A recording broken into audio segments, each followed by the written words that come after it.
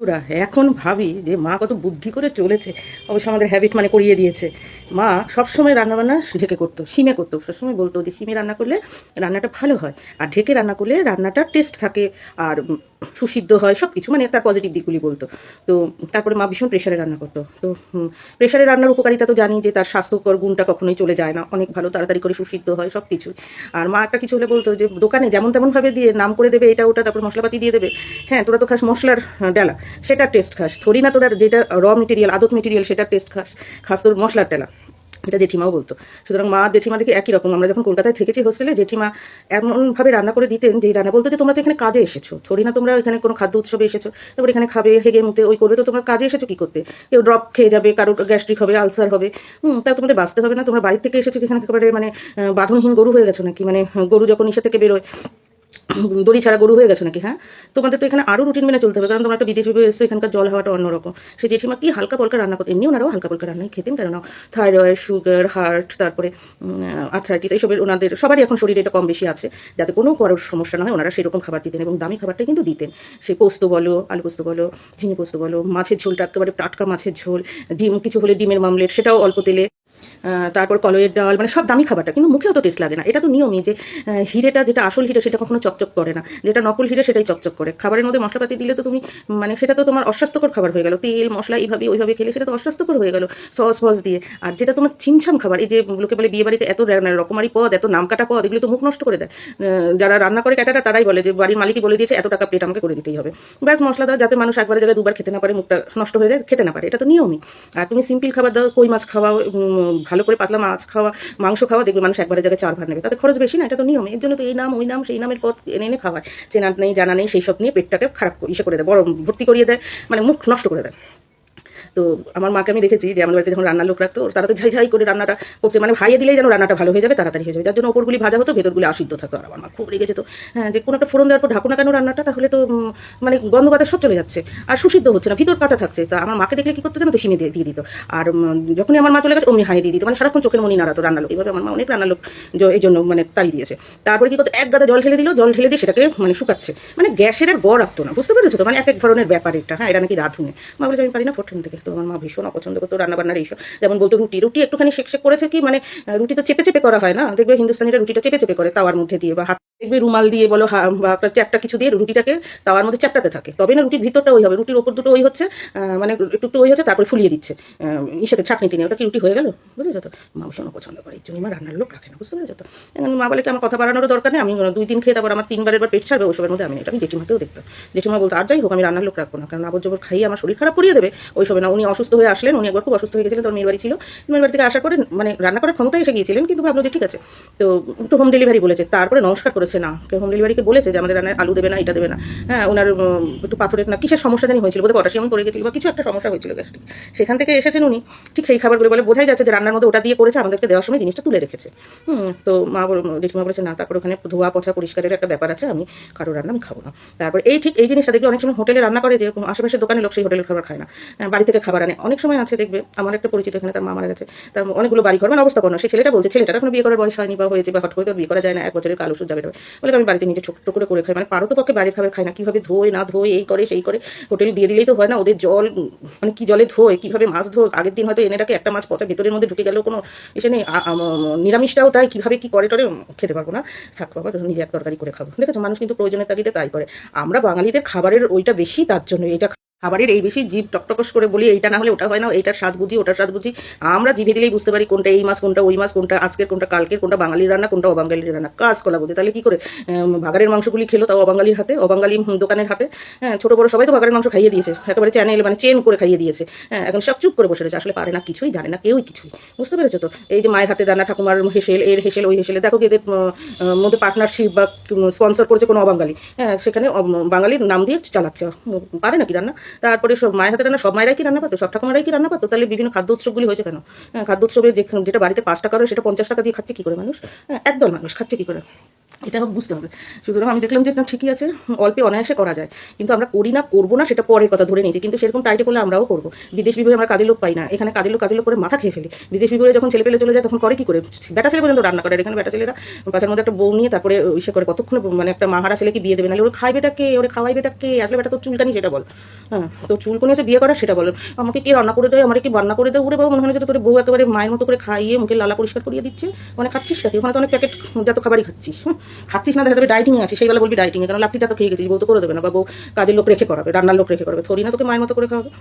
এই হচ্ছে ব্যাপার, বুঝেছো তো? যাতে মাতাল তাহলে ঠিক, শক্তের ভক্ত নরমের জন্য। নাহলে বিদেশ বিভুয়ে করছে, বিদেশে গিয়ে করছে কি করে? বা একটা ছেলে যখন নিজের বউকে, মাকে, বোনকে চাপিয়ে কাজ করিয়ে, মানে খুব রেল্লা নিয়ে বলছে আমি এইভাবে করি, এইভাবে এতটা বুঝি, এইভাবে খাবার না হলে ওইভাবে হয়, সেই রাখো গিয়ে নিজের ভাইয়ের বউয়ের বাড়ি গিয়ে গলা নিচু করে বসে রয়েছে, দুপুরবেলা হয়তো একটা লিকার শাক দিয়ে রেখেছে, করতে আস্তে আস্তে বেরিয়ে এসে বাইরে গিয়ে খাবার খেয়েছে।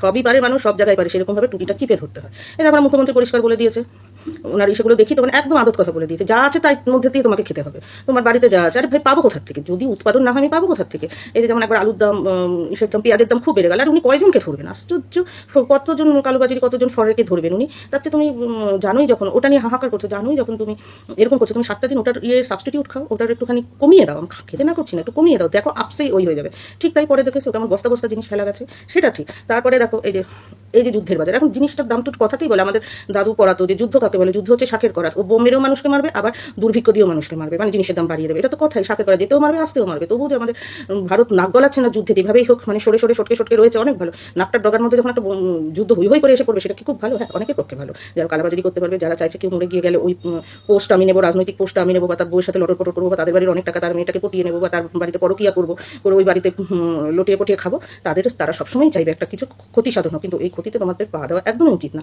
ও উস্কাবে। এবার তুমি বলবে আমাদের একই সহকর্মী, বলবে যে আমরা তো একই রাজনৈতিক দলের সহকর্মী, জানবে তোমার রাজনৈতিক দলের সহকর্মী তো সব, মানে তোমার রাইভেল, সে তোমার পোস্ট চাইছে, সেই পোস্টগুলো আমি তো আমার ওর নিচে পোস্ট, সো হোয়াট, ওর তো নিতে নামবে না, ও তার আরেকজনকে বসাবে ওর সুবিধা মতো। ও তোমাকে রাজনীতিতে কিন্তু কোনো বন্ধু বান্ধব হয় না, এবং ও জানে তুমি কি করে ডান হাতে বা হাতে কামিয়েছো, আবার তুমিও জানো কিভাবে ডান হাতে বা হাতে কামিয়েছো। সুতরাং কারোর কথা কান দেবে না, নিজেকে টিকিয়ে রাখবে।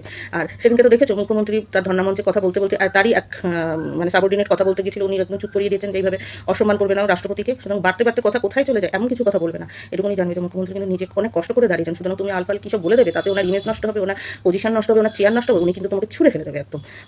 ওনার কিন্তু তুমি চোখের মনিও না, একেবারে হৃৎপিণ্ডও না, বুঝেছো? উনি নিজে কষ্ট করে দাঁড়িয়েছেন, উনি যেখানে যাবেন উনি সেখানেই সম্মান পাবেন, সে এই দলে বলো ওই দলে বলো, এটা কিন্তু পরিষ্কার কথা। এই দলে ওই দলে যদি নাও যায়, উনি অন্যের কাছে গেলেও কিন্তু সম্মান পাবেন, সৌজন্য পাবেন, তোমরা কিন্তু পাবে না। ওনার কথাই কিন্তু তোমরা রয়েছে, এখন কথাতেই বলে একটাই পোস্ট, ওনার পরিচয়, উনি না থাকলে কিন্তু তোমরা জিরো, এটা কিন্তু জানবে। সুতরাং সুতরাং মুখ্যমন্ত্রীর কাছে যাওয়ার জন্য সবাই সবাইকে লিঙ্গি মারছো তার চোখে পড়ার জন্য। সুতরাং তোমার কালিক, তোমার সহকর্মী, রাজনৈতিক সহকর্মী যে তোমাকে উস্কাচ্ছে বা এমন কথা তোমাকে দিয়ে বলাবে, মুখ্যমন্ত্রীর কানে গেল বা মুখ্যমন্ত্রীর ক্লোজ সার্কেলে এসে গেল, মুখ্যমন্ত্রীর ভ্রুটা কুচলো, তোমার কিন্তু একেবারে পলিটিক্যাল কেরিয়ার চলে গেল। সুতরাং যেই উস্কাবে, ঠিক আছে উস্কাবে, তুমি কিন্তু নিজের কানটার মধ্যে হাত দেবে, চিলের পিছনে ছুটবে না, ঠিক আছে? কিন্তু একবার সরে গেলে ওনার আঁচলের তলা থেকে বেরিয়ে গেলে না, কেউ কিন্তু তোমার দলের লোক যখন ল্যান্টি লবি তোমার পেছনে কাঠি করবে, তোমাকে কিন্তু কেউ বাঁচাবে না, এটা কিন্তু জানবে, ঠিক আছে? তো সে পরে দেখো মুখ্যমন্ত্রী কি সুন্দর বলেছেন যে চাকরি নেই, একটা জিনিস ধরে রাখলে তো হবে না, চাকরি পাচ্ছ না, ঠিক আছে? তো এটার ব্যাপারটা হতো, গ্যাস তেল, এখন তো বাইরের বাজারে যুদ্ধ হচ্ছে, কোথা থেকে পাবে? তোমাকে একটু কমিয়ে নিতে হবে। তার মধ্যেও তো দেখো কালোবাজারি, এক একজন নিয়ে নিয়ে দলা করছে বসে বসে, এটা তো নিয়মই। আমরা গল্পটা পড়েছি না, যুদ্ধের বাজারে লোহার কালোবাজারি করে উনি অনেক লাখ টাকা সেই সময় ওই করেছে। যেমন ইংরেজ আমলে বিশ্বাসঘাতকতা করে অনেকে ওই যে কি সব খেতাব পেয়েছিলেন। হ্যাঁ, এটা তো নিয়মই। কে মানুষের কথা ভাবে, পাড়াপড়শির কথা বা তার স্বজাতের কথা কে ভাবে? দেখছো না, এক জাত নিজের স্বজাত এই রমজান মাসে একজন আরেকজনকে কীভাবে মারছে। হ্যাঁ, তা সেটার মধ্যে আমরা বাইরের লোক গিয়ে বলতে যাবো? তোমার পাশের বাড়িতে যখন ভাই ভাই ঝগড়া হচ্ছে, পাশের বাড়িতে একই, সবার সাথেই তোমার পরিচয়, প্রতিবেশীর মধ্যে, দুই প্রতিবেশীর মধ্যে ঝগড়া হচ্ছে, তুমিও কি এখানে ঠ্যাং বাড়িয়ে লাঠালাঠি করবে? কারণ দুজনের সাথে তোমার সকালবেলা হলে মুখ দেখা পড়ে। হ্যাঁ, তো তুমি কিসের জন্য করবে? আর যেখানে তার নিজের লোকেরাই, তার প্রত্যেকেরই তো নিজস্ব কিছু আত্মীয় পরিজন আছে, তার আত্মীয় পরিজন আসলে তুমি পাড়াপড়শি হয়ে কী করতে গিয়ে ওখানে লড়ালড়ি করবে কখনো? এটা তো বুদ্ধিমানের কথা। এবার যে লড়তে তোমাকে বলে, তার মানে তুমি জানবে তার কোনো ধান্দা আছে তোমার প্রতি। হ্যাঁ, তুমি রোজগারটা করেছো, তোমার একটা কিছু ক্ষতি হোক, তাহলে তোমার বউয়ের সাথে, তোমার বরের সাথে, তোমার বাড়ির ছেলেটাকে মেয়েটাকে পটিয়ে দুদিন খাইয়ে পড়িয়ে আহারে ঘুরে করে সহানুভূতি দেখিয়ে ব্যাস তোমার তৈরির টাকাটা নিয়ে নেবো, তোমার এতদিনের সঞ্চয়, তোমার রোজগার বা তোমার পূর্বপুরুষের সঞ্চয়টাকে নিয়ে নেবো। বুঝতে পারো না, এখন কিন্তু টাকার জিনিস খুব সাবধান। তার জন্য যে তোমার সহকর্মী, তোমার কর্মক্ষেত্রে সহকর্মী, তোমার আত্মীয় পরিজন হলো বা যে কোনো কিছুতে যে তোমাকে লড়াই ঝগড়ায় উস্কিয়ে দেবে, যে কোনো কিছুতে যে তোমাকে সামনে রেখে ওই করছে, জানবে যে তা কিন্তু টার্গেট আছে তোমার কোনো কিছু একটা নিয়ে। সাবধান কিন্তু, তোমাকে সামনে করে নেবে, তারপরে তাদের কথায় তোমার একটা অ্যাংজাইটি হবে, বোধহয় গেল। আর ভালো করেই জানি তুমি একটু বেশি ইমোশনাল বা একটু উত্তেজিত হয়ে যাও বা বেশি ভাবো, তোমার কিন্তু অসুস্থ করে তুলবে। তুমি সবসময় জানবে যে তোমার কিছু মানে তোমার কিছু এমন অ্যাসেট আছে, হয়তো ওর আছে 4 তলা বাড়ি, কিন্তু তোমার 1 তলা বাড়ি হলেও আছে। ওইটুকুনি যদি ফোকটে পাওয়া যায় তাই বা কে পারে, ও তখন এই চালাকিটা নেবে যে তোমাকেও উত্তেজিত করছে, তোমাকে ভয় ভীতি দেখাচ্ছে যে কী হয়ে যাবে কী হয়ে যাবে, দেখেছিস তো লগর লগর ঝগড়া কর, এর সাথে ওই কর তার সাথে তাই কর, বুঝতে পেরেছো? একদম চুপ করে বসে থাকবে, ঠাকুরের নাম নাও। উনি ওপরওয়ালা ছাড়া কেউ বাঁচাতে পারবে না। ও যখন গল্প করতে বসবে হ্যাঁ রে তারে ওর হ্যাঁতে হ্যাঁ মেলাও, কিন্তু কাজের কাজটা করবে না। নিজের শরীর দিয়ে মন মেজাজ দিয়ে মাথা খাটিয়ে এমন কিছু করবে না যে নিজের শরীর অসুস্থ হয়। দরকার হলে একটু সাথে ভাতে খাবে। মুখ্যমন্ত্রী বলেন না যে তুমি যখন বিটেক ইঞ্জিনিয়ার হয়েছে ঠিক আছে ঘুগনি বিক্রি করো, তো বিটেক ইঞ্জিনিয়ারকে উনি ঘুগনি বিক্রি করার মতো ইসে দিতে পারেন। ঘুগনি বিক্রি করে তো লোকে চারতলা বাড়ি করে, চপ চপ ভেজেও তো চারতলা বাড়ি করে। তাহলে ব্যাপারটা তো একই দাঁড়াচ্ছে যে তোমার যুদ্ধ বেঁধেছে এখন বিশ্বে, এখন তুমি সেই অনুযায়ী তেল অনেক কিছু তুমি এখন পাবে না, সব কিছু তোমার দাম বেড়ে যাবে। এখন তোমাকে একটু চেপে চলতে হবে, স্বাভাবিক ব্যাপার, একটু চেপে চলতে হবে। আগে ফুটানিটা মারতে বেশি মোটর সাইকেল ভর ভর করে ঘুরতে, ঠিক ঠিক ঠিক ঠিক, এখন তোমাকে একটু হেঁটে চলতে হবে, এখন একটু শাক পাতা খেতে হবে। বা যেখানে তুমি খাসির মাংস খেতে, তোমার শরীরে প্রোটিন ঢোকানোর জন্য তুমি জানোই যে খাসির মাংসতে বরং ভালো প্রোটিন পাওয়া যায় সোয়াবিনে, খেতে হবে। এবার বলে সোয়াবিনে থাইরয়েড, তো খাসির মাংসে তো তোমার হার্টের প্রবলেম আছে, সব কিছুরই ভালো মন্দ দিক আছে, সেভাবে সব কিছুরই। নাহলে সেটা বেঁচে আছে কি করে ট্রাইবালরা? তারা কোন খাসির মাংস খায়? তোমার চেয়ে তো শক্তি ওরা, ওদের ছেলেপেলে একটা নাক ঝাড়া দিলে তো তোমাদের 10টা ছেলে উল্টায় পড়ে যাবে, যতই জিম করো আর যতই বড় বড় রেস্টুরেন্টে খাও না কেন, কিছুই তো পারে না তোমাদের ছেলেপেলেরা, এত আদুরে। হ্যাঁ, তাহলে সেইভাবে তোমাকে বুঝে নিতে হবে যে কোন সবার হাতে হাতে ইউটিউব আছে, সবার হাতে এই খাবার ইন্টারনেট আছে, যে কোন খাবার কম দামের মধ্যে বেশি করে পাওয়া যাবে, কম দামের মধ্যে কোন খাবার থেকে তুমি খাদ্যগুণ বেশি পেতে পারছো, সেটা তো তোমাকে দেখতেই হবে। এখন তুমি যদি আটকে থাকো আমি ওই বংশের, আমি ওই কাতলার পেটি ছাড়া চিতলের মুইঠা ছাড়া খাই না, এবার বলবে যে গাড়ি, ঠিক আছে খাবারটা না হয় বাদ দিলাম, তাহলে গাড়িটার কীভাবে? সব কিছু তুমি চাকরির মতো মতো করে দেখো।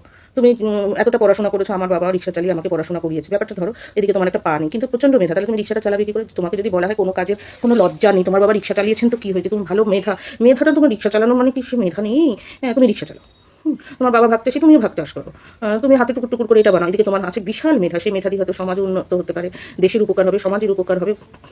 তা সেটার মধ্যেও যখন সে বলা হয়েছে যে না কোনো কাজে লজ্জা না, ওইসব করে রাখলে তাহলে বুড়ঙ্গুল মুখে দিয়ে বসে থাকো, কাজপালা মুখে দিয়ে বসে থাকো, ব্যাপারটা এরকম আসছে। এর ব্যাপারেও তাই, এটাও তাই।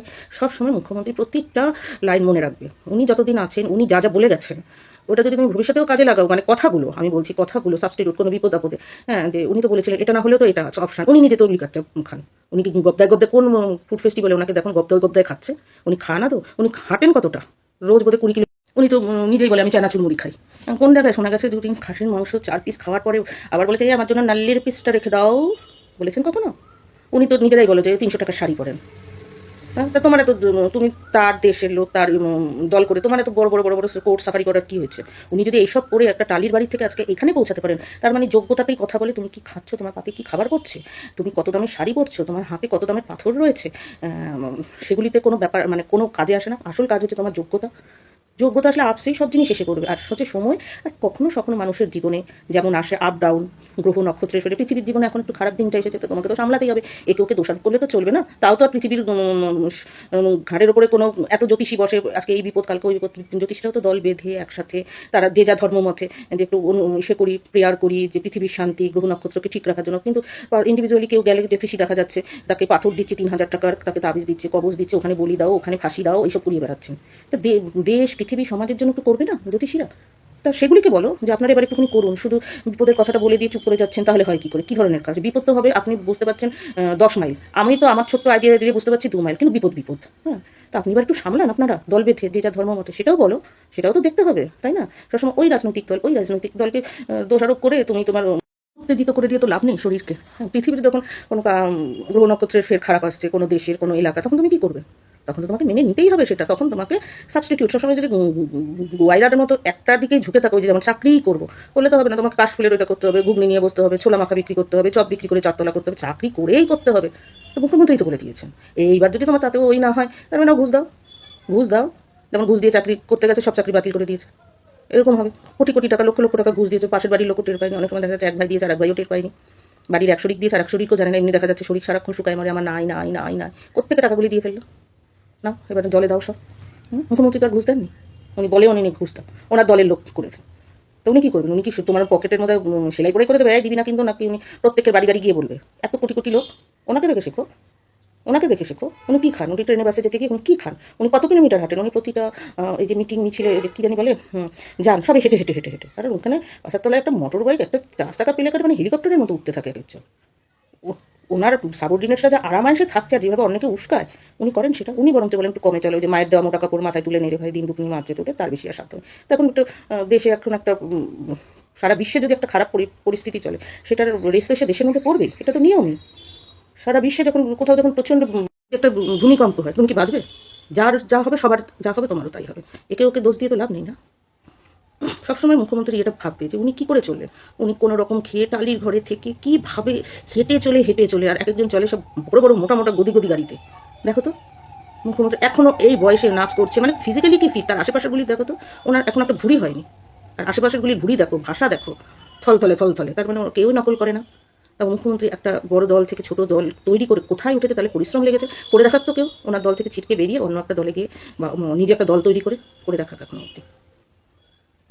এখন ওনার নামে কাটে, উনি যার উপর থেকে হাত সরিয়ে দেন ওনার দলে, সেখানে মানে বলে না নাকানি চুবানি, মানে গুয়ের ট্যাঙ্কিতে চলে যায় সে। কালকে যখন শুনবে যে উনি বলছেন যে আমি আমার দেশকে করছি, সাপোর্ট করছে, সেন্ট্রাল যা করবে এই যুদ্ধের বাজারে সেন্ট্রাল যেই ডিসিশনটা নিচ্ছে, মানে সবাই তো বলছে ভারত যুদ্ধে নামো, ভারতের ভেতরে তো গদ্দারের শেষ নেই, যুদ্ধে নেমে যাও। আরে ভাই, যুদ্ধে নেমে গেলে তো সুবিধাই, তাই তো তুমি তো গুছিয়ে নিয়েছো, তারপর ওর বউকে পটকাবে, ওর বউকে লটকাবে করে, সেই তার বেটাটা মরে গেলে তার সব টাকা পয়সাগুলো তোমার নেওয়ার ধান্দা, এর জন্যই চাইছো যুদ্ধ হোক, তার ছেলে পেলে খাবি খাক, তোমারটাকে তো তুমি গুছিয়ে নিয়েছো, কয়জনকে তুমি মন থেকে ভালোবেসে ওই করবো।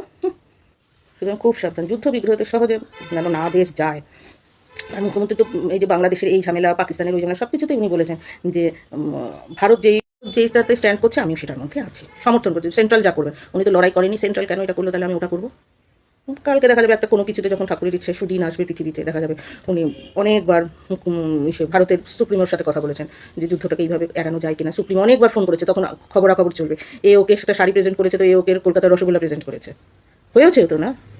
তোরা তো পুরো থাকবে আধারে রাখি আধারে লাগাচ্ছিস।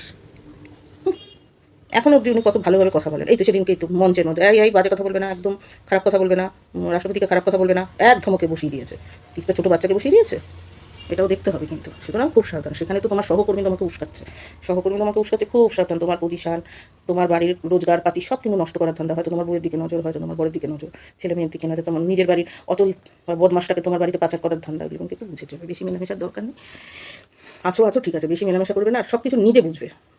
অন্যজন বলে গেল আর হাই করে গুজবে কান দিয়ে, নিজে বুঝবে যে ওই জায়গাটা তুমি থাকলে কী করতে, নিজে বুঝবে। আর সব কিছু, আর যদি নিজে নাও বোঝে, মুখ্যমন্ত্রী যেমন বলেছে যে সব কিছুর অপশনাল পথ আছে, সবসময় যে একেবারে এইভাবেই চলতে হবে, আমি জন্ম থেকে একেবারে এইটা কামড় দিয়ে রয়েছি তো ওটা কামড় দিয়ে চলতে হবে, এটা না, অপশনাল পথ রাখতে হবে, বেঁচে তো থাকতে হবে নাকি। ঠিক আছে, যে আমি খেয়েছি তো খাসির মাংসই খাবো, আরে তখন পাওয়া যাচ্ছে না, তখন যখন যদি খাসির শরীরে অ্যান্সার আসছে তুমি কী করবে? তো খাসির মাংস না খেলে কি তুমি কি কোনো বিষ খাবে? তখন তোমাকে অন্য কিছু খেতেই হবে তোমার যদি শরীরে খাসির মাংস।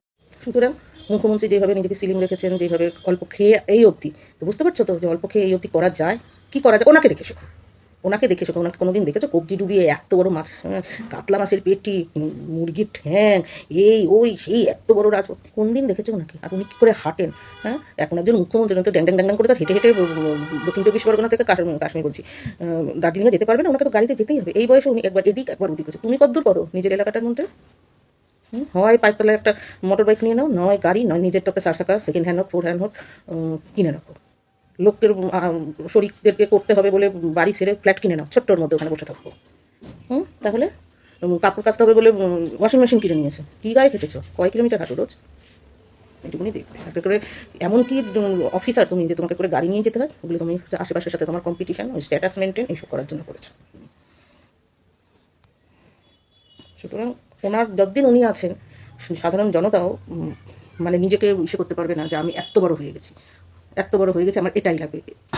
কত ন্যূনতম জিনিসে উনি নিজেকে দাঁড় করিয়েছেন। সুতরাং যতদিন আমাদের মুখ্যমন্ত্রী মমতা ব্যানার্জি আছে, কেউ অত রেল্লা নিতে পারবে না, কেউই কোনো জনতাও রেল্লা নিয়ে বলতে পারবে না, এবং ওনার দলেরও কেউ রেল্লা নিয়ে বলতে পারবে না এটা এই ওটা ওই চলো লড়াই করতে নেমে যায়। এমনকি শিল্পী সাহিত্যিক বুদ্ধিজীবীরা বলতে পারবে না চলো লড়াই করি, এর পিছনে লড়াই, চল লড়াইয়ে নেমে পড়ি, চল আন্দোলনে নেমে পড়ি। আরে ভাই, আন্দোলনে নেমে পড়বো, নিশ্চয়ই পড়বে, কিন্তু যখন একটা সমবেত সব কিছু হচ্ছে, কিন্তু সেটাকে কিন্তু একেবারে নিয়ে একেবারে বিপি করে দেওয়া হয়, একেবারে প্রেস্টিজ ইস্যু করো না। মুখ্যমন্ত্রীর কিন্তু প্রচণ্ড রাজনৈতিক দূরদর্শিতা, কখন কোনটা ধরতে হয়, কখন কোনটা ছাড়তে হয়। আন্দোলন করতে করতে উনি ব্যাক হয়ে যেতে পারেন, কারণ পরিস্থিতি অন্যরকম। সেটাই তো একজন রাজনৈতিক ইয়ে। আর সবচেয়ে বড় কথা, ওনার জীবনটা দেখো, উনি এই টালির চাল থেকে দাঁড়িয়ে টুকটুক করে কীভাবে খেয়ে না খেয়ে তোকে মরে গেছেন। অতিপুষ্টিও ভালো না। সুতরাং সেটা বলছে, উনি কি ডায়েট নেন না, তুমি কি ডায়েট নাও, উনি কতটা কিলোমিটার হাঁটেন, ওনার হাঁটা চলে, ওনার এই বয়সের ফিগার, ওনার এই বয়সে ওনার অ্যাক্টিভিটিসগুলি দেখো, তোমার এই বয়সের তুমি তোমার বয়সের অ্যাক্টিভিটিসগুলি দেখো। এখন ওনার নাম ছাড়া তোমার চলে না, তুমি করো নিন্দা আর উনি করেন কাজ। তুমি নিজেকে জাহির করছো তোমার নিন্দা দিয়ে, আর উনি করেছেন কাজ দিয়ে। একটা ব্যাটা ছেলে পর্যন্ত ওনার সাথে পেরে ওঠে না, ব্যাটা ছেলেরও ফিগারগুলি কীরকম, ওনার কী ফিগার এখনো।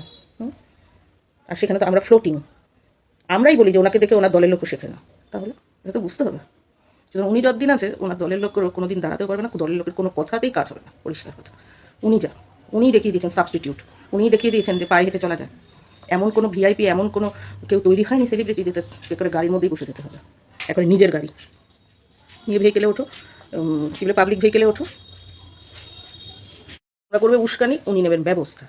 তোমরা উস্কিয়ে দেবে, এইটা হয়ে গেছে, দেখেছিস, চল চল আন্দোলন করি। ওনার মাথায় চিন্তা আছে জনগণকে কী করে আমার রাজ্যের বলো, বা দিনকালে উনি যখন প্রধানমন্ত্রী হবেন, আমার রাজ্যে যদি আমি করে আরও দুটো রাজ্যকে ভালো রাখতে পারি, তাহলে তো আমি প্রধানমন্ত্রী হলেও মানুষ আমার উপর ভরসাটা করবে যে ওই সালে উনি ওই যুদ্ধের সময় উনি এটা করেছে। আমি যদি সবাইকে তাহলে জলে নামিয়ে দিই, উস্কিয়ে অসুস্থ করে দিই, ওই করোনার সময়, করোনার সময় বড় বড় করোনার চলে যাওয়ার পরেই বড় বড় উৎসব অনুষ্ঠান, বিয়ে শাদী ট্যুর দেয়নি মানুষ। করোনাতে তো অনেকে চাকরি চলে গেছে, করোনার সময় একজনের প্রেগনেন্ট হয়নি, কোন ভরসায় হয়েছে, যার চাকরি চলে গেছে, সে চলে গেছে, ব্যবসা পড়ে গেছে, কোন ভরসায় প্রেগনেন্ট হয়েছে, বাচ্চাটাকে বড় করতে হবে না, প্রেগনেন্ট মহিলাটাকে যত্নাতি করতে হবে না, আর একটা খরচ বাড়লো না। ঠিক ঠিক ঠিক ঠিক। মুখ্যমন্ত্রী তখন বলেছেন যে এইভাবে চলো, এইভাবে একটু কমিয়ে চলো, এইভাবে একটু বাড়িয়ে চলো। চিন্তায় ছিলেন না, তো এটাতেও তো ওনার চিন্তা আছে। ওনাকে দেখে শোকে যে উনি অল্পের উপর দিয়ে চলে আসতে মুখ্যমন্ত্রী হয়েছেন। বেশি আর বেশিগুলি যারা বেশি বেশি পায়, মা বাবার পরিচয় চলে। এবার সিনেমা আর্টিস্টের দেখো, রজনীকান্ত কী ছিল, একজন বাস ড্রাইভার, বাস কন্ট্রাক্টর, সেখান থেকে এইখানে দাঁড়িয়েছে। অভিষেক বচ্চন দাঁড়াতে পেরেছে? এগুলি ভাবার চেষ্টা করবে যে মসৃণ জীবনে কিন্তু মানুষ দাঁড়ায় না, স্ট্রাগল করলেই দাঁড়ায়। তাও তো আমাদের স্ট্রাগল করতে হয় না। আজকে যুদ্ধ বিগ্রহ এসেছে, কী করবে দেশে? এখন যদি একটা প্রাকৃতিক দুর্যোগ হতো, কী করতে? সেটা তো বুঝতে হবে। আর মাথার উপরে তো একজন আছেন, আমাদের রাজ্যে আছেন মুখ্যমন্ত্রী, দেশে আছে প্রধানমন্ত্রী, তারা তো মিলিতভাবে বসে একটা কাজ করবেন। যতই দুজনের ভোটের দিক দিয়ে অ্যান্টি হোক, কিন্তু দেশের কাজে তো দুজনেই এক, নাহলে এত এত কীর্তিকলাপ ঘটলো।